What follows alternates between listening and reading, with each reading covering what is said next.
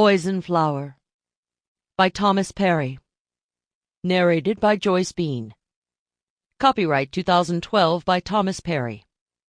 This unabridged audiobook is published by arrangement with Thomas Perry, care of Lesher and Lesher Limited, and was produced in the year 2012 by Tantor Media Incorporated, which holds the copyright thereto. 1. James Shelby sat in the white prison van looking out the tinted window. The tint was so dark it was hard to see out, and the grate on the inside that kept inmates from touching the glass made it worse. He was shackled to a ring welded to the side of the van, so he couldn't move around much. 5 prisoners were going to court this morning. Everyone in the California Institution for Men at Chino had already been tried and convicted, so they all knew the routines: how they should stand, how their facial muscles should be set, where their eyes should be aimed. 3 of the 5 men were going to be tried for crimes they had committed before they'd gone to jail. 1 man, whose DNA had been taken at his prison intake physical and later matched to the sample swabbed from a rape victim. Another man who had turned up on 3 bank security tapes committing robberies, and a liquor store bandit whose gun had been matched to a killing. The 4th man was shackled a few feet from the others on the opposite side of the van, with Shelby. His name was McCorkin, and he was the former cellmate of an embezzler. McCorkin was going to testify that the embezzler had been bragging about using the money to buy drugs for resale. This was McCorkin's 4th trip to court to testify against cellmates, all of whom seemed to tell him things they hadn't told anyone else. He and Shelby were shackled away from the others because they were both considered informers. Shelby had not concealed the name of the man who had stabbed him in the back 2 months ago. Being seated with McCorkin had its advantages. None of the others wanted to say anything in his presence that he could use to get more privileges or a shorter sentence. They didn't want him to be aware of them, because his mere notice brought with it a risk of future prosecutions. Shelby looked out at the road and not at his companions. From the start he hadn't let his eyes rest on any of them, because they were volatile. And today they were more dangerous to him than ever, because all any of them had to do was notice that something was odd about him and say so. If they even joked with him about being different today, the guards would hear it. He knew the malice and perversity that had tangled the prisoners' minds. If they knew he was planning to escape, they'd be resentful that he wasn't freeing them too. They would be envious that he had a plan because they didn't, and the ones who considered him an informer would find it simple justice to snitch on him. On the way into Los Angeles there were mountains, then dry-looking pasture land and a succession of telephone poles, and then a big highway with cars driven by bored civilians who saw the Marshals logo on the side of the van and the reinforcement of the side and back windows and tried to see through the tinted glass. They wanted to see a sideshow, a few ferocious beasts whose ugly faces would give them chills, and maybe even more, the poor sad bastards who didn't look mean or crazy. Shelby was one of those. If they could have seen him through the glass, they would have said he looked just like their brother or nephew or cousin, a man in his late 20s with light hair and a reasonably handsome face. There was some unholy fake sympathy in people that made them think they're but for the grace of God, and not mean it. The idea that they were the favored ones seemed to titillate them. They were not the ones inside the bars with the monsters and the freaks, and never would be. The ride took another hour, and then the van pulled off the freeway at Grand Avenue and went south to First Street and then up Broadway toward the Clara Shortridge Foltz Criminal Courts building. It was still early morning. Through the tinted glass Shelby could make out lots of people on the sidewalks of the court district. The lawyers all wore suits, mostly in shades between light gray and charcoal, with white shirts and neckties. The female city bureaucrats all wore pantsuits, and the males had dress pants and light-colored shirts and ties, and all of them wore plastic badges dangling on lanyards from their necks, like jewelry. The jurors dressed more casually. Each of them had a red and white paper badge for jury duty stuck in a plastic holder with an alligator clip to hold it. In the period of his life long before his troubles started, Shelby had lived for a year in Los Angeles. He'd served on a jury here, so he knew. They always started the day by herding a couple of hundred men and women into that small assembly room on the 5th floor. Then they waited, and at irregular intervals one of the clerks would come out of their office and read some juror numbers. Benches lined the hallways of the court building, and they were always occupied by lawyers, their clients, witnesses, and the defendants' families.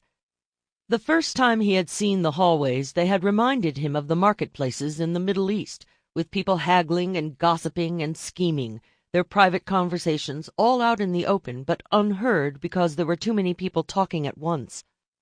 Everyone had something pressing of his own to worry about at that moment, legal papers to look at and stories to repeat and get straight before going into the courtroom, or plea deals to evaluate before they were withdrawn. The building was modern, with floors marked by rows of identical windows a person couldn't see into.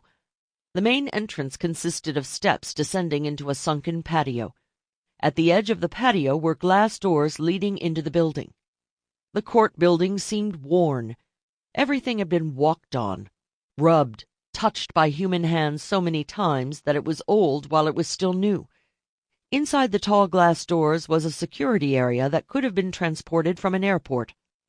Long lines of people waited to put their belongings on conveyor belts that took them through X-ray machines, and then waited to walk through the arch of one of the 3 metal detectors.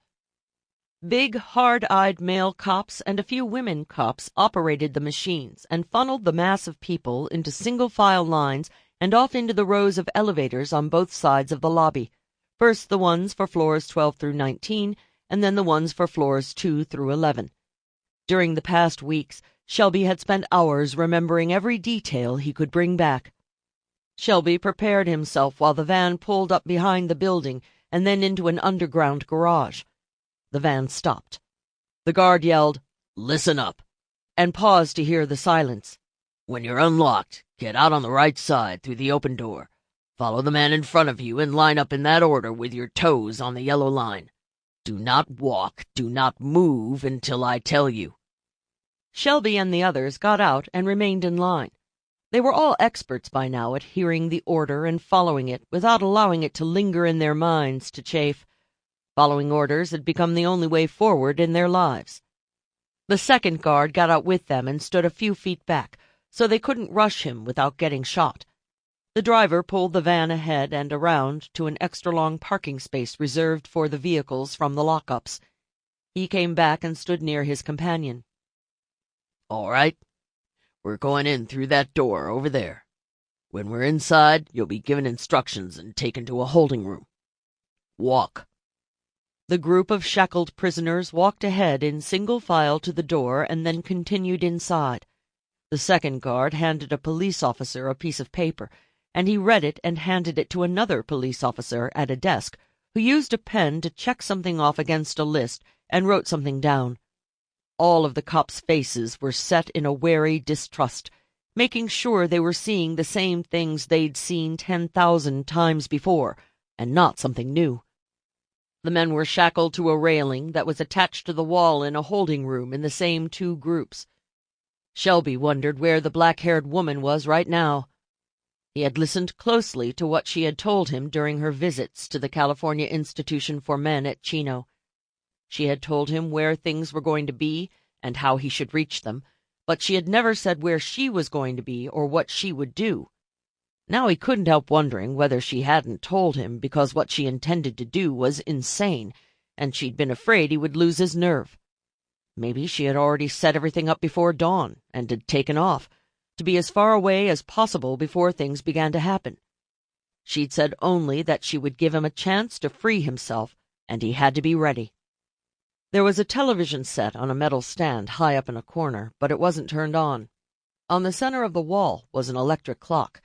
He and the others sat in silence for a long time watching it and waiting for something to happen, but nothing did. He began to worry again that he was not exuding the same air of bored emptiness that he had on other days in prison. If he seemed nervous or unusually alert, one of the other inmates would know that he was hiding something. He half-closed his eyes and pretended to be dozing, but he tried to figure out where the guards were. About once an hour, one of the sheriff's deputies in tan khaki shirts and green pants would come through the room as though he were taking a shortcut to somewhere else. Twice Shelby heard prisoners' names called over an intercom, but they must have been in other holding rooms. At 11:30, Shelby began to get nervous and agitated. The time was coming. Either it would happen soon or it would not happen. There were 100 reasons why it couldn't happen, and only one reason why it might: the woman's sheer mad certainty. But as long as that one reason wasn't dead, the tension in his chest kept growing. In a half-hour he would be free or he'd be dead. Less than a half-hour now.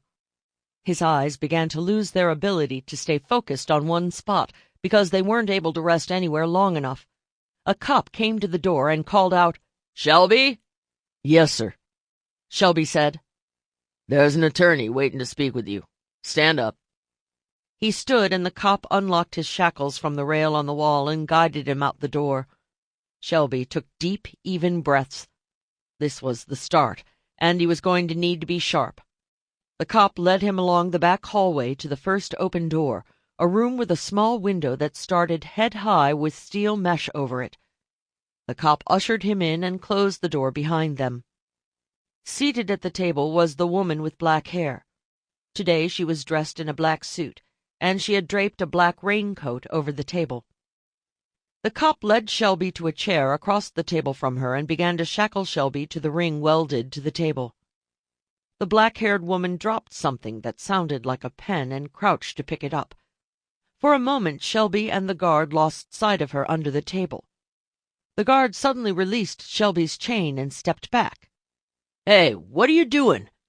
He reached for something on his belt and took a first step to go around the table toward her. Before he could make the turn, his legs bent at the knees and he pitched forward.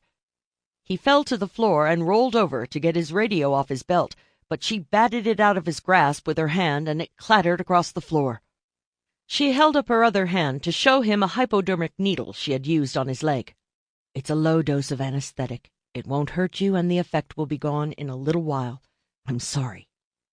The cop stared at her with wide eyes, but he didn't seem to be able to move. In a few seconds his eyes closed. She said, "He'll be out for a half-hour." She knelt, unbuckled the cop's utility belt with his gun, mace, and handcuffs and set it across the room in a corner, reached into his breast pocket to get his cell phone, and took the battery and put it with his other equipment. Shelby saw that the cop hadn't managed to close the hasp to lock his chain to the ring, so he pulled it through and freed himself. She took the key from the cop's limp hand and removed the chains from around Shelby's waist and between his ankles. "Take off the jumpsuit," she said. Shelby unzipped it and stepped out of it, then stood in his underwear feeling cold and vulnerable. The woman looked out the screened window and took off her suit pants, which had been rolled at the waist to conceal their length and cinched with a belt at her hips. She took off her black stretch turtleneck and handed it to him. This left her in a pair of tight black pants and a fitted vest over her white blouse. The suit coat she had left inside her raincoat when she'd taken it off, she now extricated and handed to Shelby. He put it on, and it fit reasonably well. She put on her raincoat. She turned to him again, and he felt the blue eyes sweeping down from his face to his feet. "How do I look?" he asked. "Not like a prisoner." She knelt again beside the cop, took off his black shoes, and handed them to Shelby so he could put them on. He kicked off his plastic sandals, stepped into the oversized shoes, and tied them as tightly as possible. The last thing she handed him was her briefcase. "Ready?" He nodded. She unlocked the door with one of the keys from the cop's belt and went out to the narrow, empty corridor. There were doors all along the left side that led to rooms like the one they had just left, and one windowless steel door at the end with a clipboard hanging on it. The sheet on the clipboard listed Kristen Alvarez, but she took out a pen and added the name Gregory Campbell to the list with the same entry as Kristen Alvarez. She looked at her watch and signed them both out. They stepped out into the main hallway of the building. As they walked, she and Shelby looked straight ahead and never met the eyes of passers-by. Shelby noticed that any eyes passed over him and lingered on her. She was beautiful, tall and erect, and took long, purposeful strides. They made a turn and stepped through the exit door into their staircase. They hurried down 4 floors without meeting anyone on the stairs, and then she stopped at a small glass door with a fire extinguisher inside. She opened the door, reached behind the extinguisher, and produced a red and white juror badge in a plastic holder and clipped it to Shelby's breast pocket. She looked at her watch. "We're on the 5th floor. Just go out into the hall near the jury room and sit on one of the benches. In 3 minutes it will be noon." "How can I ever thank you?" "You're not even out yet. Make sure you get one of the first elevators." He nodded and went out into the 5th-floor hallway. In 2.5 minutes the staff in the jury assembly room would let the 200 or so bored prospective jurors go to lunch, and they'd all stream out to jam the hallway and the elevators and stairs. He walked toward the jury assembly room, but stopped outside the door and sat down on the bench by the wall closest to the elevator to wait. Jane Whitefield ran down the stairwell the rest of the way toward the 1st floor, but just as she was reaching for the door handle to go out to the lobby, she heard a door a few floors up flung open, and she could hear the measured sound of leather-soled shoes on the metal stairs and the murmur of voices. Jurors. She almost smiled, but instead kept her face blank and serene as she stepped out into a narrow corridor to the back of the lobby near the elevators. Then Jane saw the 3 men. Shelby's sister had given her photographs of them when she had come to Jane in Dagonoweda, New York, to ask for her help. "I took these during Jim's trial," she said. "These are the 3 who helped frame him.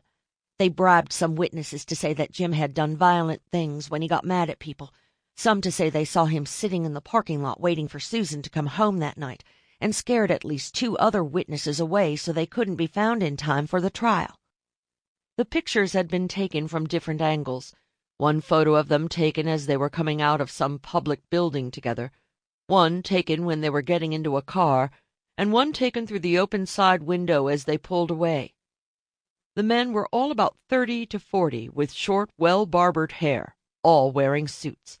They looked like lawyers or business clients arriving for a case. Jane watched them. They had already passed through the metal detectors to get in, so they couldn't be carrying guns, but they were moving against the crowd of jurors and lawyers departing for lunch, standing in front of the bank of elevators, and as each door opened to let jurors out, the 3 men moved a little closer to get in. There were 6 elevators on each side of the lobby. There was still a good chance that when James Shelby's elevator arrived, they would be entering another one, or at least not looking in his direction. Jane moved closer to them. This was developing into a situation where she might have to pay a high price for James Shelby. She had prepared herself for this possibility a long time ago, something that was implicit in the promise she made to her clients. If she was going to save innocent people from the enemies who wanted them dead, there would be times when she must fight. She was close to the 3 men now, almost to their backs. The door of the elevator to their left opened, and she saw James Shelby. He was in the middle of the crowded elevator, and as the door opened he spilled out with a dozen jurors, all pushing forward, weaving to get past the surge of people wanting to get in. A hand shot out as one of the men in front of her grabbed Shelby's arm, and Jane pushed off with her back foot to throw her body into the arm, wrenching the hand off Shelby. The man grunted in pain and surprise and half turned to get a look at her over his shoulder, but she pivoted, her back to him and his companions as she moved toward the main exit. Ahead of her she saw Shelby heading across the lobby with the torrent of people. "That's him!" the man yelled. "What are you talking about?" That seemed to be one of his companions. "It's Shelby! He's leaving!" The voices were behind her as she caught up with Shelby and pushed him out with the crowd into the narrower space at the glass doors. "Stop him!" the man said. "It's him!" Jane got Shelby out onto the sunken patio outside the entrance where the steps went up onto Broadway. "Go," she said to him, "just as we planned." He looked at her in panic, but his legs took him up onto Broadway, and he kept going. Jane planted herself at the foot of the steps. She reached into a pocket of her purse, took out a black elastic band, gathered her hair in a ponytail and slid the elastic over it, then tucked it under so the hair was tight to her head.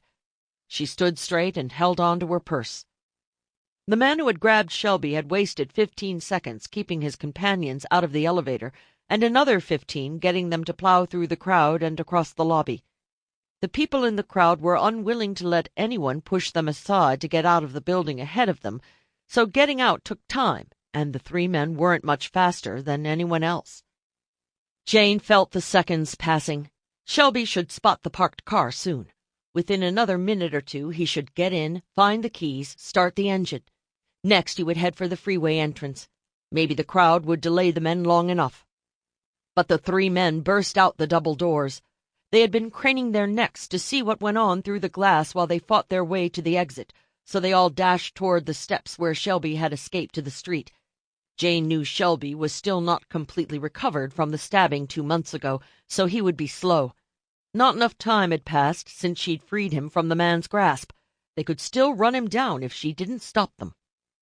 Jane took 2 steps and turned on the bottom step to face them. She could see that they still hadn't grasped what she was. To them she was a lady lawyer, and they planned to push past her and endure her look of irritated disdain. The first one was easy, probably because he was bigger and faster than the other 2. He didn't seem to be aware that she could possibly be a lethal opponent. He charged ahead, barely seeing her as he dashed to the steps. All Jane had to do was sidestep, trip him, place one hand on his spine and the other on the back of his head to direct his face downward into the steps. Her push increased his momentum enough so he hit hard and lay still. The second man was the one who had grasped Shelby's arm in front of the elevator, so he was ready. He didn't try to get around her, but went straight for her with both his hands up, preparing to throw a punch. Jane knew she couldn't fight toe-to-toe against a male opponent who outweighed her by 100 pounds, so she never did. She retreated up 2 more steps to place herself beyond the man's fallen companion. He took a wild swing at her with his right fist, and when he missed, he had to put 1 foot on his unconscious comrade to keep from falling over. Jane swung her purse into his face. He grabbed it, and she wrapped the strap around his wrist, tugged him toward her over his unconscious companion, and delivered a quick jab to the bridge of his nose. When both of his hands went to his face, she stomp-kicked his kneecap from the side. He went down, landed on his friend, and rolled down the last step, clutching his knee while his nose bled down the front of his clothes. Spectators were beginning to gather, jamming the crowd that was still trying to leave the building. In the corner of her eye, Jane caught the third man moving up the steps toward her back, but he threw his arms around her from behind in a bear hug before she could evade him. In a single motion, she threw her head back into his nose and upper teeth, heel-stomped his right instep, made a fist with her right hand, and swung it behind her into his groin. She felt a puff of his hot breath on the back of her neck as he released her and rocked back. His momentary distress seemed to give bystanders courage.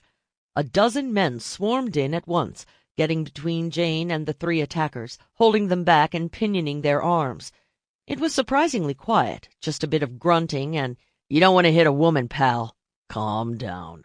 Just don't struggle. Fight's over." Suddenly, there was a loud, authoritative voice. "Stand aside, police officers." 5 big cops in black LAPD uniforms moved in, parting the crowd as they made their way toward the 3 men. Jane turned instantly and walked off, away from the center of the crowd, adjusting her steps to put as many people as possible between her and the policemen. She hurried along the sidewalk in front of the building and into the other separate crowd of curious people who had retreated half a block before stopping to watch. As she burrowed deeper into the group, she took off her black raincoat, pulled the elastic band off her hair, and shook her long hair out. She set her face in a slightly amused expression, an implication that whatever had been going on down there had nothing to do with her, and was, in any event, incomprehensible. She got past the spectators and moved on with the stream of people going to lunch. She walked downhill on Broadway to First Street, and turned right to head for the metro station at Hill and First. She walked quickly, taking long strides that carried her past most of the other pedestrians. The sidewalks were full of people wearing juror badges clipped to them, or security ID on lanyards for the city and county offices in the Civic Center. There were male lawyers with thick briefcases and female lawyers pulling cases on wheels with long handles like suitcases. She spotted the tall red sign with an M on it, glanced behind her to look for anyone running, and kept going. She reached the sign and turned into the walkway toward the escalators. A plain, dark blue Ford Crown Victoria sped up Hill Street toward her, veered to the curb, and stopped. Two men in suits got out quickly. One of them yelled, "Stop right there, miss. Police." He opened his coat, and she could see a gold badge clipped to his belt. His companion stayed by the driver's door, but he had pulled out his gun and was steadying it on the roof of his car, not quite aiming at her, but showing it. Jane's mind raced ahead. If she managed to get down the escalator without being shot by one police officer or wrestled to the pavement by the other, she might reach the platform and have to wait 10 minutes for the next train.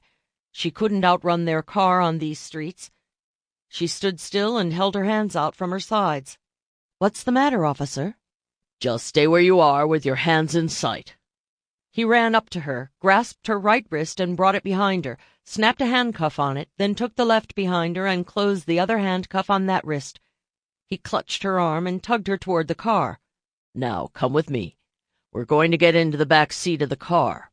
Keep your head down." He opened the door and put his hand on her head to keep it from bumping as she slid onto the seat.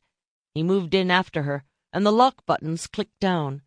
The driver put away his gun, put the car into gear, and drove. The car went uphill to Temple, turned left away from the court building, past the cathedral and the concert halls, and swung onto the Hollywood freeway moving north. Obviously, they were taking her not back to the courthouse, but to their precinct station. She decided to introduce doubt. "You've got the wrong person," she said. "I haven't done anything wrong." "I didn't ask you," said the cop beside her. "There'll be plenty of time to talk later." He had small, close-set eyes and the sort of thick, dark hair that went down too far on his forehead so it looked like a cap. "I was just getting on the subway, and you came along and arrested me, so you must think I did something." She had begun the urgent business of keeping them from holding her long enough to connect her with Shelby's escape. "I didn't say that." "But whoever you're looking for is back there somewhere laughing at us. She's getting away." She didn't have much hope of persuading them it was a case of mistaken identity, but she had to keep probing to see if she could derail the inexorable process of getting her into a jail cell, where she'd be when the escape was discovered. The cop beside her sighed wearily. "You had a little scuffle on the courthouse steps, didn't you? You hurt some people. Does that ring a bell?" She knew cops lost their sympathy when somebody lied to them, so she'd have to try something that didn't contradict what they had seen. "I was in front of the building when these 3 men rushed out of the building and attacked me. There are at least 100 witnesses who saw what happened." "These men just attacked you for no reason." "If they had a reason, they didn't tell me what it was." The cop shrugged. "Could it be because you had just helped James Shelby to escape?" "Escape? All I was there for was to get excused from jury duty." "Consider yourself excused," the driver said. "Those 3 men were trying to hurt me." The cop beside her said, "I'm not arguing with you. I believe that's what happened." "So why are you arresting me?" The cop beside her said, "When you see 3 men who mean you harm, how do you know that there aren't more?" The driver laughed. "There could be a couple more waiting in a car nearby." Jane turned to face the man on the seat beside her. "What are you?" Her hands were cuffed behind her, but she used them to grasp the door handle. "We're the guys who caught you pulling a jailbreak." She kept her eyes focused on his, but she was watching the speed of the fixed objects passing the window behind him. Trees, buildings. The freeway was crowded, but the car was still moving about 40 miles an hour. Even if she managed to survive a fall to the pavement at that speed, she would be hit by at least the car behind and probably the next 2 after it. She had to wait and hope there was a bottleneck somewhere ahead that would slow the traffic to the stop-and-go crawl that was typical of Los Angeles freeways. She said, "Since you're not cops, this is kidnapping, false imprisonment, and about 8 other things. If you drop me off at any police station and say you saw me get James Shelby out, they'll arrest me and you'll be heroes." "Sorry. We've got orders, and that isn't what they are." "Whoever told you this was a good idea isn't doing you any favors. Will he be with you while you're serving a life sentence in a federal prison?" "Nobody's going to prison," said the driver. Just sit back and relax for a little while, and everything'll be fine." "There's nothing fine about this," she said. She watched for her chance impatiently, but the car never slowed. Sample complete. Ready to continue?